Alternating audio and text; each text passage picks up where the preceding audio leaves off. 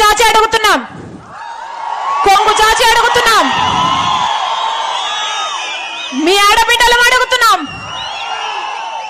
రాజశేఖర రెడ్డి బిడ్డ అడుగుతుంది, వివేకానంద రెడ్డి బిడ్డ అడుగుతుంది.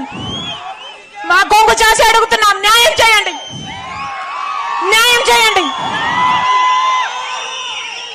మీరే నిర్ణేతలు, మీరే నిర్ణేతలు. ఒకవైపు రాజశేఖర రెడ్డి బిడ్డ నిలబడింది, ఇంకోవైపు రాజశేఖర రెడ్డి గారి తమ్ముడిని వివేకానంద రెడ్డి గారి హత్య చేయించిన అవినాష్ రెడ్డి గారు ఇంకోవైపు నిలబడ్డారు. మీకు ఎంపీగా ఎవరు కావాలో, రాజశేఖర రెడ్డి బిడ్డ కావాలో లేకపోతే హత్య చేసిన అవినాష్ రెడ్డి గారు కావాలో మీరు తెలుసుకోండి. ఒకవైపు న్యాయం ఉంది, ఇంకోవైపు అధికారం ఉంది. ఒకవైపు ధర్మం ఉంది, ఇంకోవైపు డబ్బు ఉంది. మీరు ఏ వైపు నిర్ణయించుకోవాల్సిన సమయం వచ్చింది.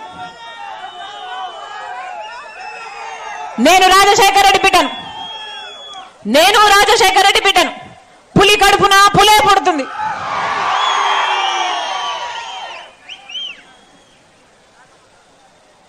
పులి కడుపున పులే పుడుతుంది.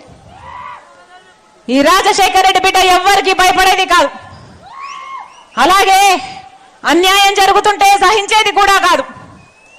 ఇక్కడ అన్యాయం జరుగుతుంది కాబట్టి ఒక హంతకుడిని మళ్ళీ గెలిపించకుండా, ఒక హంతకుడు మళ్ళీ చట్టసభలకు వెళ్ళకూడదని ఈరోజు రాజశేఖర రెడ్డి బిడ్డ ఈ నిర్ణయం తీసుకొని ఇక్కడ నిలబడింది.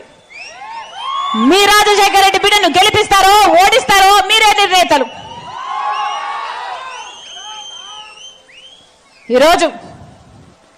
ఈ రోజుటికి 4 రోజులైంది కడప ఎంపీగా నేను నిలబడుతున్నాను అని. నేను కడప పార్లమెంటు స్థానంలో తిరగబట్టి 4 రోజులైంది.